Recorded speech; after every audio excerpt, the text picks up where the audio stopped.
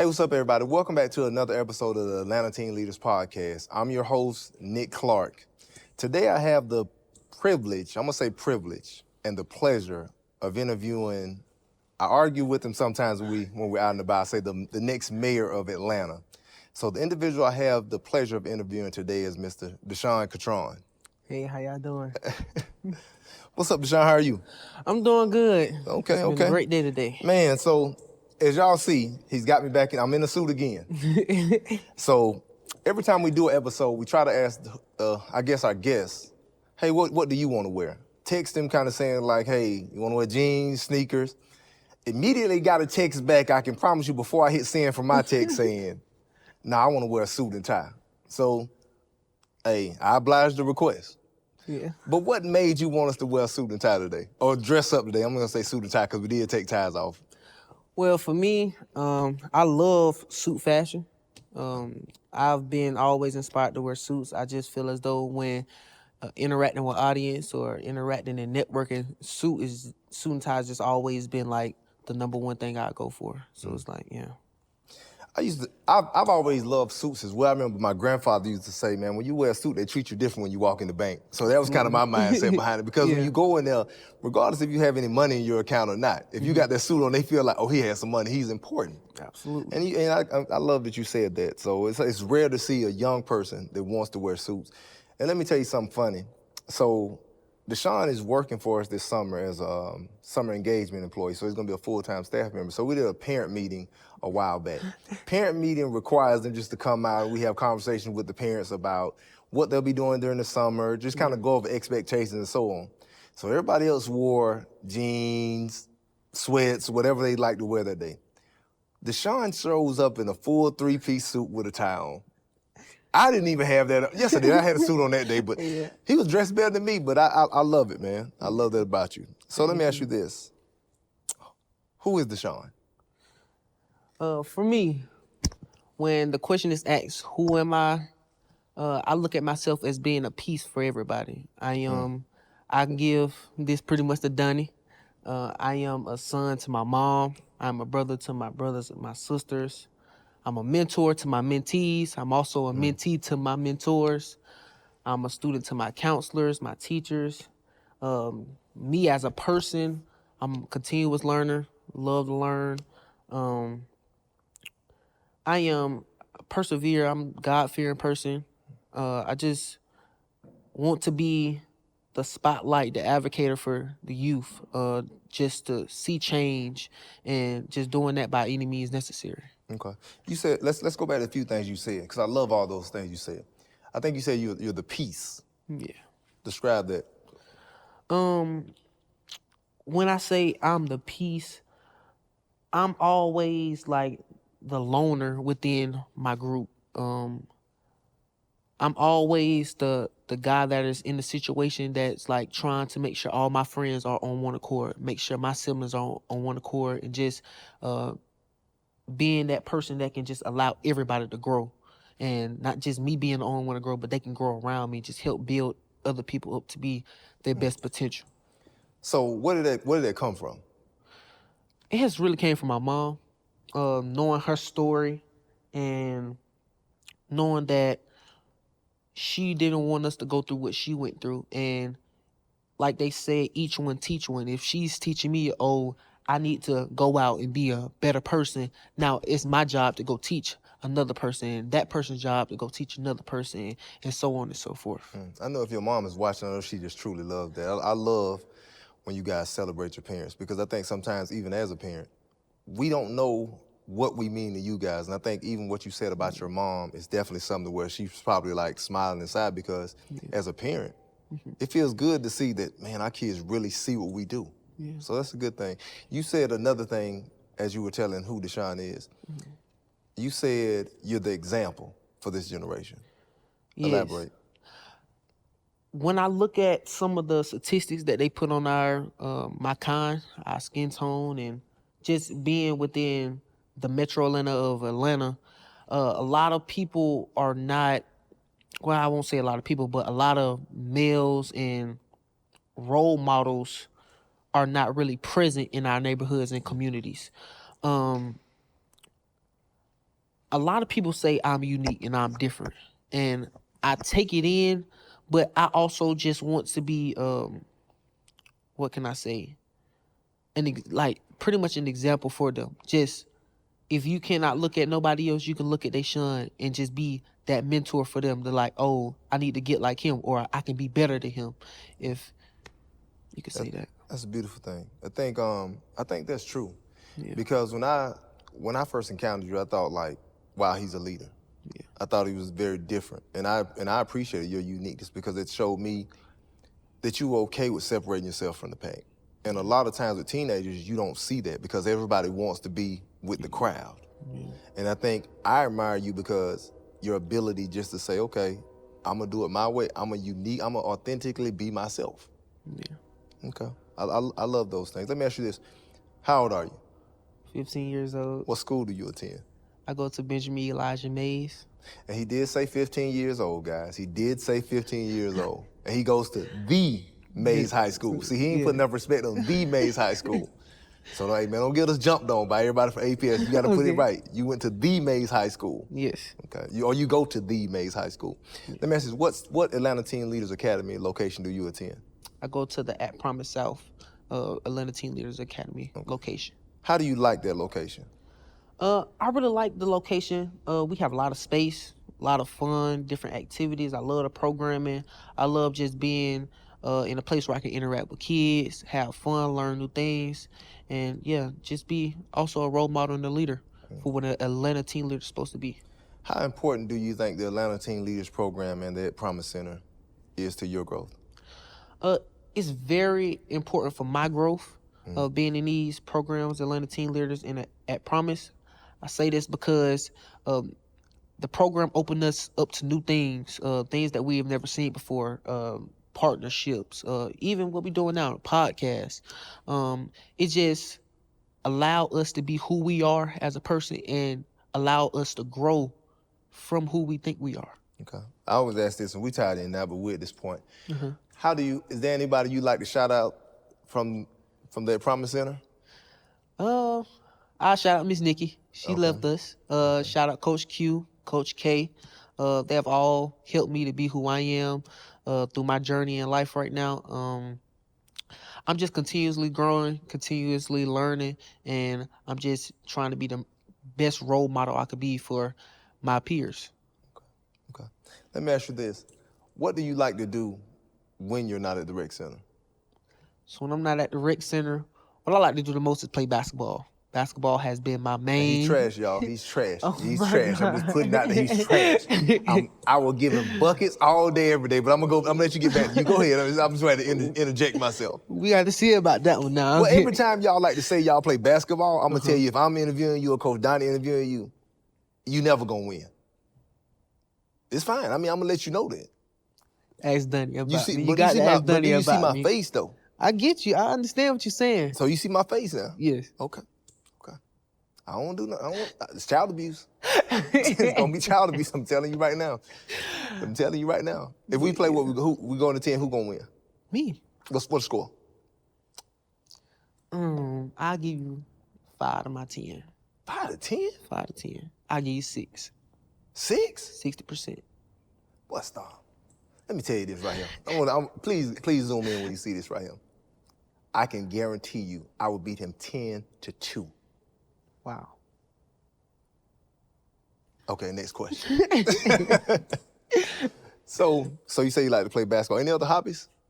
Learning. I love reading right now. I have read a few books. I'm in the process of reading a book, Rich Dad, Poor Dad. Great book. I just started that book, and then also I have started, but I didn't finish. It's called a book, The Straight Path to Real Estate. I bought the book, 48 Laws of Power. I have to start reading that. Another great book. And then one of my mentors had given me and my brother a book called The Secret. Teach you the secret, pretty much teaching you the game. Yeah. Okay, that's some great books. So you said books. Ooh, let's get into this. I heard you got a book coming out. You working on something. You want Yes. to talk about it? Yeah, we can talk about it. I am working on my first children's book, At first, my mom brought the idea to me about creating a book, and I was like, "Oh, how does this process work?" I wasn't really too sure about it. But then, once I see some of our youth in Atlanta Teen Leader, I seen a youth, she had created her own book, and I was pretty inspired. So I had came back home, and I was like, "Yeah, Mom, I want to make a book. I want to make a book." And so she was like, "Okay, start getting down the title, what you want to talk about." And she was like, "It don't have to be a big book. It could be a little children's book to start off with." And once I got into my rhythm, because um, You got in that writer's bag. yeah, I got in my bag. I got my story, and we pretty much just working on getting it published, illustrations and everything, and it'll be out soon. So let me ask you this. I know you said one of your colleagues made you think about writing a book. Was there anything was that the only thing? Was that's kind of like that I guess that moment when you said, "I'm gonna do it." It was pretty much that moment where I was saying I was gonna do it, because But like what inspired? I guess where did it come from? Even think about writing a book. again, it was my mom. But then it's like at the time when I seen that she made the book, I was like, "Oh, if she can do it, I can do it." And so I was like, the same way she has inspired me, I can inspire somebody else by that I book. love it. And I think that's what even the program is about. It's always like inspiring the next generation of leaders. And I think Yeah. as people sometimes, man, and I tell my own kids, it's like people can inspire you to be, I guess, something you've never seen within yourself. Yeah. Let me ask you this: what is the book going to be about? So it's pretty much gonna be like a motivational book to our younger youth, pretty much just telling them that the world is yours. You can be anything that you want to be, and as long as you put your mind to it and you persevere, you keep pushing, you can accomplish it. You can accomplish your goals, you can accomplish your dreams, but you just got to work for it. Everything is not handed and given out to us, and that if we're just working hard and keep pushing to get it, we'll achieve our goals and dreams. So when are you expecting to drop the book? When is your, which I know you got a deadline on your head, a release date. I want it to be around late May, early, what's the next month? June. Oh wow! So you trying to get that soon? Yeah, we pretty much got everything. We just need the illustrations and everything, but we gonna be all I'm right. impressed. You gonna tell them the name of the book? The world is yours. The Word is Yours. Okay. So once we get that information, we'll definitely release it because we want everybody to support the book. So Definitely. 15-year-old Arthur writing his first children's book, The World is Yours. Let me ask you this. Where did you get, I think, man, sometimes even when I'm in, I guess, in your presence, it seems like you've been here before. Yeah. You truly have a old soul. Where did the maturity come from? Okay. The maturity for me has really come from me being around older people. Even with my hobbies, I don't even play, like when I play basketball, I don't even play a lot with younger kids or kids my age. I play with a lot of grown-ups. So it's just being around grown-ups, growing up through church, had just pretty much molded me and shaped me to who I am. Family has pretty much built me to be the mature level, and me just being so in tune on what I want and what needs to be done, and just taking action and making sure, oh, it has to get done when it needs to be done. I love it. I think with me growing up too, that's how I was because I always felt like, why would I hang around somebody my age? Because I felt like you couldn't give me game. And I think with me, I was always trying to get knowledge. You know, I was like, okay, how can I be better than the next person my age? Because I wanted to not necessarily be better than you in a bad way or competitive way. I just wanted to be ahead. I wanted to get that game so I wouldn't make some of the same mistakes or pitfalls that I had seen people make before me. And I wanted to make my path as easy as possible. So I looked at, if I hung around older people and just kind of just sit around and listen to their conversations, that would help me grow. And it did. It did. So let me ask you, is it hard sometimes when you find yourself, I guess, being separated? Because it seems like to me, you're more forward thinking than a lot of your peers. Yeah. So how do you handle that? Sometimes it can be hard. And when I say it's hard, because my peers don't understand where I come from when I try to encourage them and try to like put them down on game, when I be like, you need to get your education right. Stay focused. Keep Well, I know they persevering. call you dad. Yeah. I'm pretty much, the dad in all my groups. Yeah. But it's like, I just keep them pushing because, like I said, I want to see everybody grow. And just being, again, that role model, being a stepping stone for them to just lean on me and be like, oh, if I need help, I can go to Sean. Or that's who I want to be. And it's just, I'm just there to help out. And even though it could be hard sometimes, I have to look over my head and just know the bigger picture. The bigger picture. So what do you want to do when you grow up? What is life? What is your 5-year plan? 5 years from now. Okay, well, let me start at where I am right now. Last December, it's it's crazy. It was a very crazy Christmas gift that we had got. I didn't expect it. I had got a text as soon as I got up in the morning, and my mom had texted us that we had got the certificate for our business license. It's big. And I was like, wow, that's crazy. I'm 15 years old, got a business license. Me and my brother have a business license together. And I was like, this is pretty much just going to be the start to our journey. Right now, we're looking to invest in some real estate properties. As of right now, started with some passive incomes, vending machines, little things like that right now. That's going to advance on to when I go to college. He said college, guys. Yeah. I ain't gonna tell you what he said offline. Yeah, but like when we get to college, and then afterwards, it's just pretty much growing up. So, if I could sum it up, just being a real estate developer, have multiple streams of income, and then just pretty much being a network and having a lot of people I can just go to and we just build together, build organizations, nonprofits, trust and more. Okay. And I joked with him offline because we were talking about offline. He said if he got the bag before he graduated high school, he wouldn't go to college. And I was just telling him the importance of going to college and understanding that it's networking and it allows you to grow. You know, sometimes we do get blinded by money, but I didn't want him to get to a space to where his only focus was money. It's like sometimes college helps you grow as a man and mature. So I love the whole business piece. So we can definitely see you want to be a businessman, an entrepreneur. Yeah. Politics in your future? For me, I don't know yet. I'm just really seeing how life is gearing me. I feel as though one day I'm a great debater. I can debate. Oh, so you like to argue, bro? Yeah, I ain't gonna lie to you. I can do a little. So you like a good little back and forth? Yeah. Okay. I can do a good debate. So you show up with facts or you show up with? Oh, I show up with facts. Opinion? I go deep. Okay. You get receipts? Yeah, receipts. I'm gonna show you. Gotcha. I'm gonna do it. So it's like maybe a lawyer. Y'all say mayor. I could go for a mayor one day. You know, cause say a lawyer. I can see that too. Yeah. And then it's like mayor, being a representative, and then just coming down with issues, coming to a conclusion. I could see it in me, being a politician. Let me go back to this. So I still think it speaks volumes about your maturity to where when your mom gifted you with a business, you didn't take on the mentality like, man, this ain't some sneakers or this is not some jeans or something like that. It's like, wow, I have a business. Yeah. That's impressive. Man, I think I'm speechless because that's rather impressive. But I love your mom for being a visionary. Just say, okay, let me put them on this path because I think ownership allows you to show up in a different space. And I think if you can learn it young, you can kind of avoid some of the pitfalls. And as you get older, it's kind of like it becomes easier. Yeah. So you want to do real estate? Yeah. I know we talked about that. Okay. Let me ask you this. Oh, real estate wise, where would you want to buy your first piece of property if you could buy it anywhere in the world? Here in Atlanta. Why here? First, I would say here, mainly because I live here.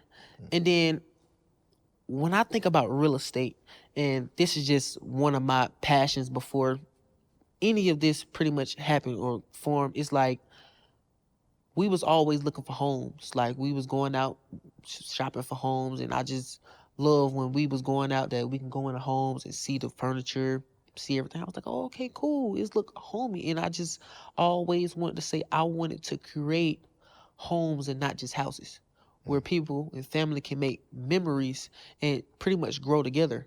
I love it. So when it came down to my neighborhood and what I see within my neighborhood, the trashed houses and trashed homes, I just wanted to be that stepping stone to where I can rebuild my neighborhood, rebuild my community.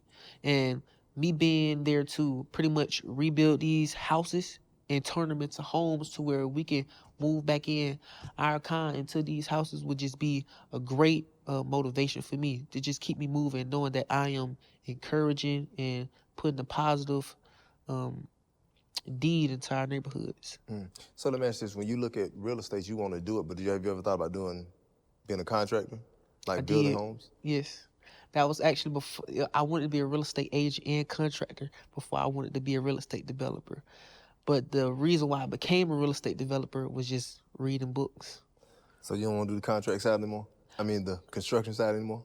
I might. You know what? I've always wanted to do it, man. I look at I'm an HGTV guy, Yeah. so I watch it like all day. I can, but outside of Sports Center, my TV is on HGTV because I'm infatuated with like home decor, home design, like things like that. Just truly, just I don't know. It inspires me. Like that's like one of my passions and part, I guess, hobbies that I like on the side. So I love that. I love that. So let me see what else I'm gonna ask you, man, because I got a whole bunch to ask you. Okay. Recently, you were crowned the Youth of the Year for the Boys and Girls Club of Metro Atlanta. Yes. What was it like when you got that call? How did you feel? So, I would have to actually start like my first time doing it, because it really led up to me being who I am today and me actually being the current Youth of the Year. When I first became Youth of the Year, it was actually called Junior of the Year. I started when I was in the 7th grade, and once I became it, I just thought it was a title. They put my name, my face up on a wall in the Boys Girls Club. I didn't know what it really takes to be the Youth of the Year of an organization. So then once I figured out that we had to do a speech and we had to write essays and do interviews, I was like, oh, I don't really know if I want to do this right here. I don't know if I want to do it. But then I had confidence in myself. I had my mentors, my parents push me. Oh yeah, you can do it. You can do it. You can memorize a speech. We got it in you. You got it in you.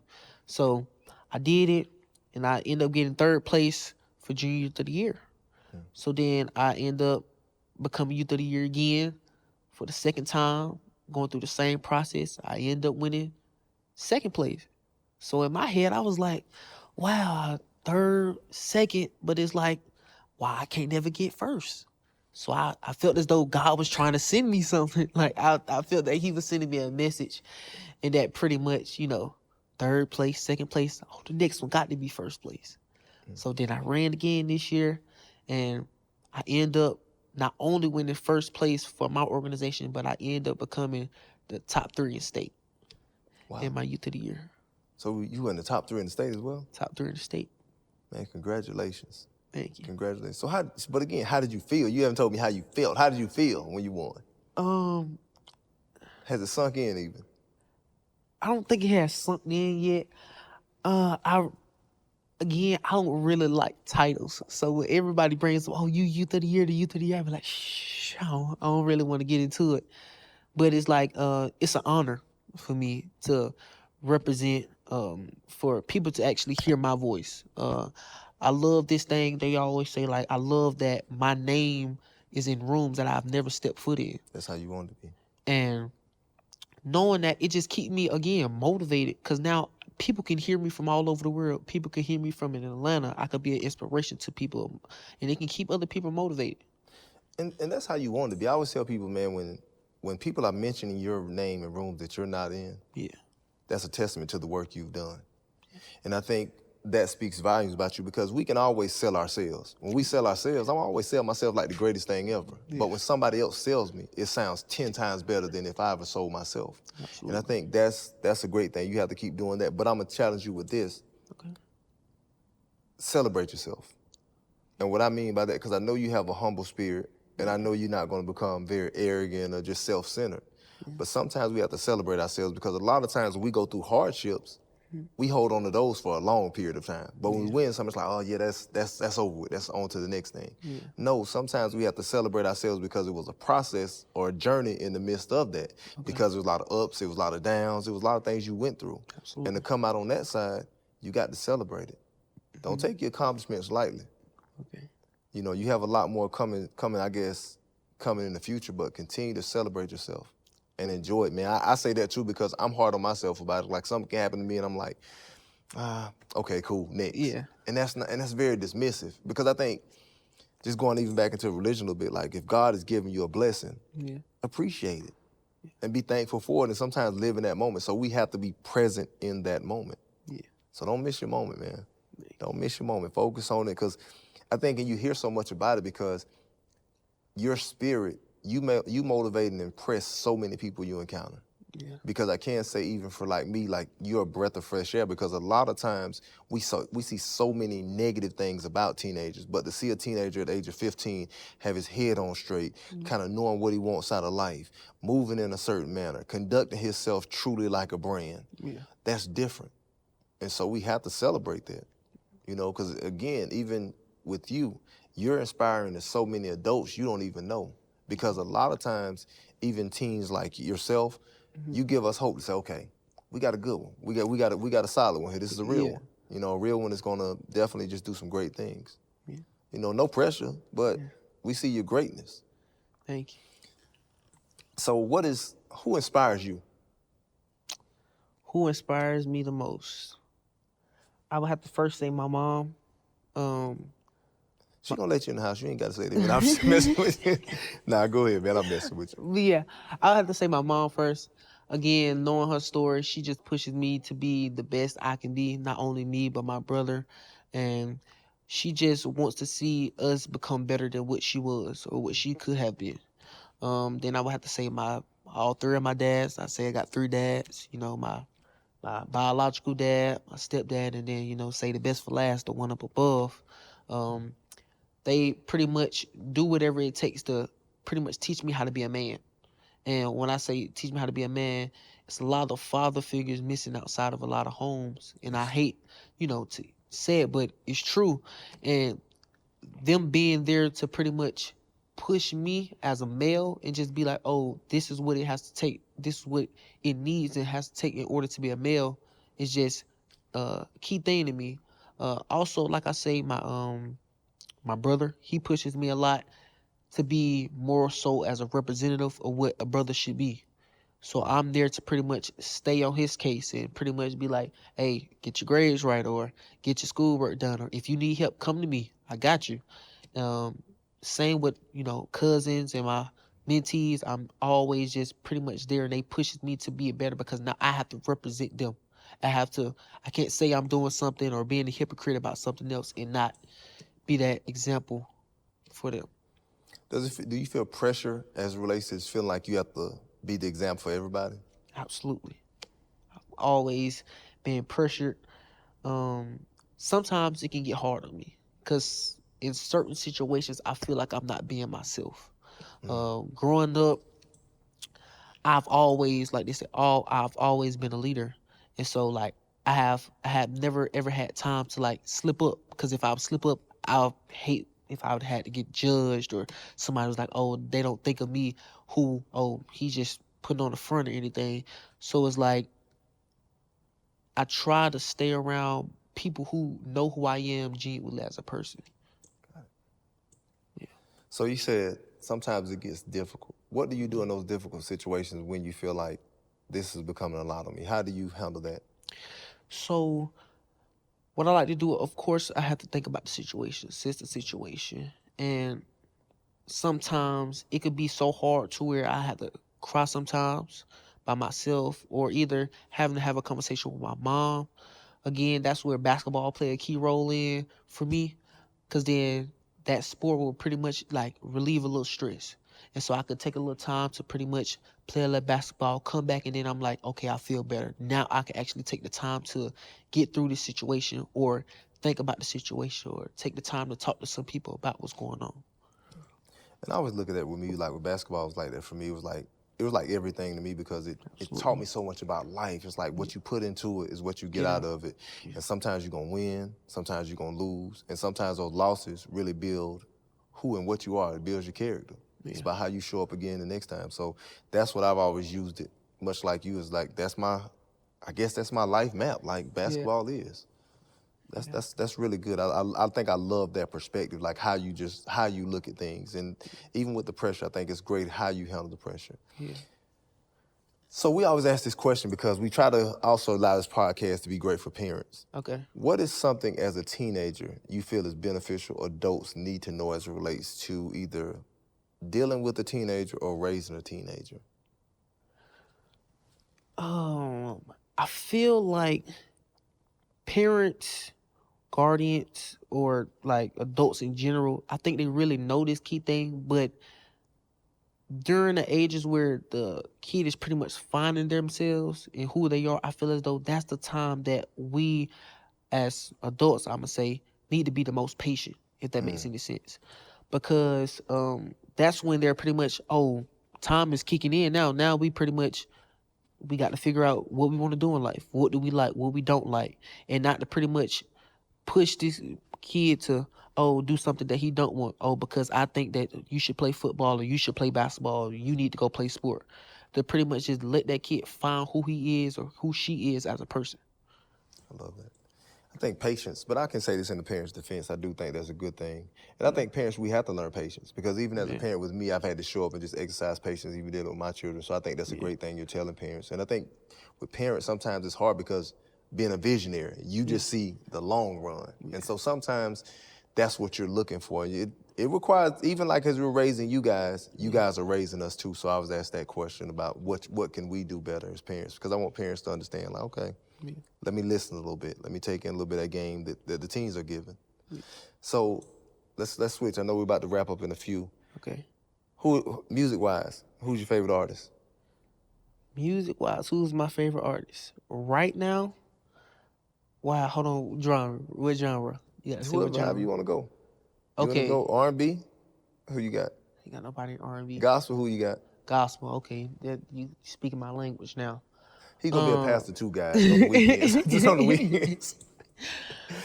I don't have a favorite artist, but I have a favorite song. It's More Than Anything. If y'all did not know, I can sing a little bit. I am assistant director at my church, Atlanta Christian Worship Center. Come on, man. This man is everything, man. Come on, man. Come on, love- Pastor Catron. Pass the collection plate, everybody. I really love singing. I love music. I really love gospel. Gospel is probably the top of my list. It pretty much is my motivation throughout the day. You know, like how you just throwing your AirPods, throwing your headphones, and just listen to music.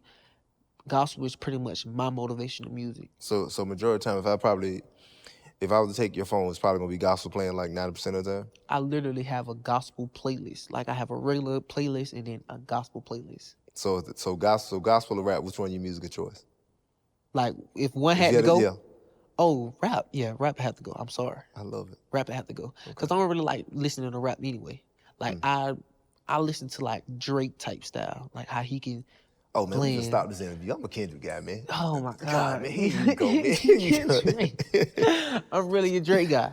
So it's like, if it ain't really Drake, I really don't really listen to it for real. Okay, I'm a Kendrick guy, so we at odds a little bit, but we all right, man. You know we beat you in the battle, but we good.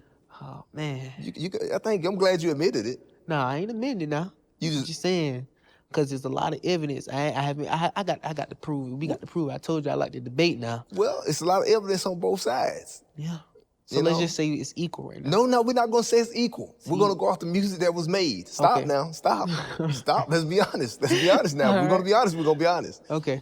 So let me ask you this: do you have any questions for me as we wrap up? I have one question. Okay.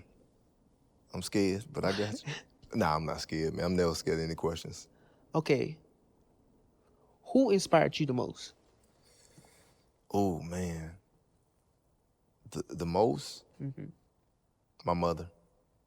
I think watching her raise 3 children, never complaining, always showing up with a positive attitude, and just making it look easy.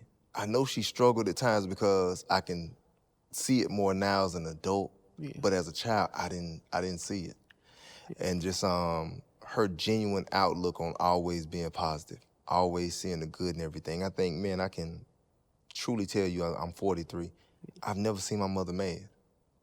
And so she's just my example. That's probably the person who has inspired me the most. Like, even at 43, I still try to make sure I show up as the man that she wants me to be at all times.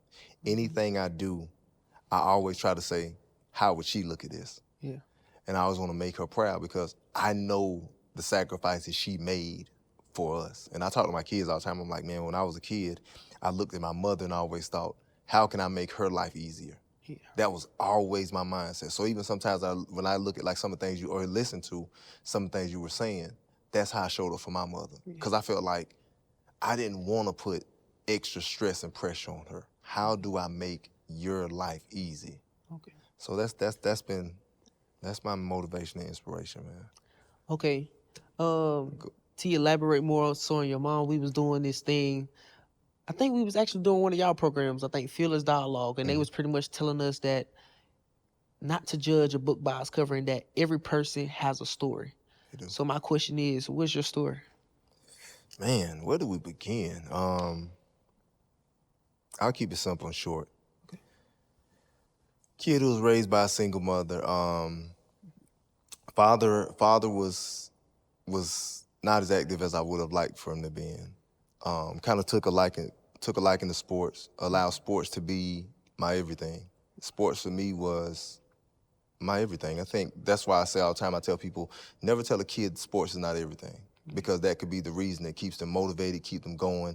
So sports was that for me. It was everything for me. It allowed me to just see things and meet people I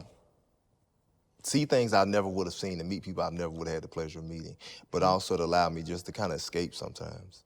Went on to find a passion in recreation, because I knew as a kid, I knew what recreation centers meant to me. Like, my mom was working, so I had to go to the rec center, and I would stay there sometimes till it closed playing ball. So that was me every day. I'm in the rec center. So I found that passion early, and I knew through that I wanted to help people. So I went on to play professional basketball. Then after that, went on to kind of fell into recreation again. My first job was in recreation at 14. So I've been in recreation almost 30 years. But I just found my path, and I knew early I was a servant to people. I was meant here to connect people to resources and to help them, but to also be a blessing to anybody I encountered. So I knew that, and that's kind of my story, truly understanding my purpose for being here is to help people and never going against that. Sometimes it's not a lucrative thing sometimes, I'm not gonna say it's not like a lawyer, but it can be very lucrative. But I think the benefit of what you do for people, and people saying, hey, you changed my life or you helped me, has been tremendous for me. Okay. What else you got, man? All right. I got one more. Okay, you got time. So, you got time. I know that you have kids. I know that you are a dad. For me to be pretty much somewhat like a mini you, what advice would you give to me as a dad? As a dad? As a dad. If you were my son? No, like just your experience as being a dad. My experience of being a dad is like, it's a wonderful thing. I think it's a job that I take serious, because I think, Mac, to your point, I think a lot of kids are growing up in homes without fathers. And you do need a father. I think you need your mother and you need your father. But as a young man, when you get to a certain point, dad kind of takes the lead on the parenting side of things.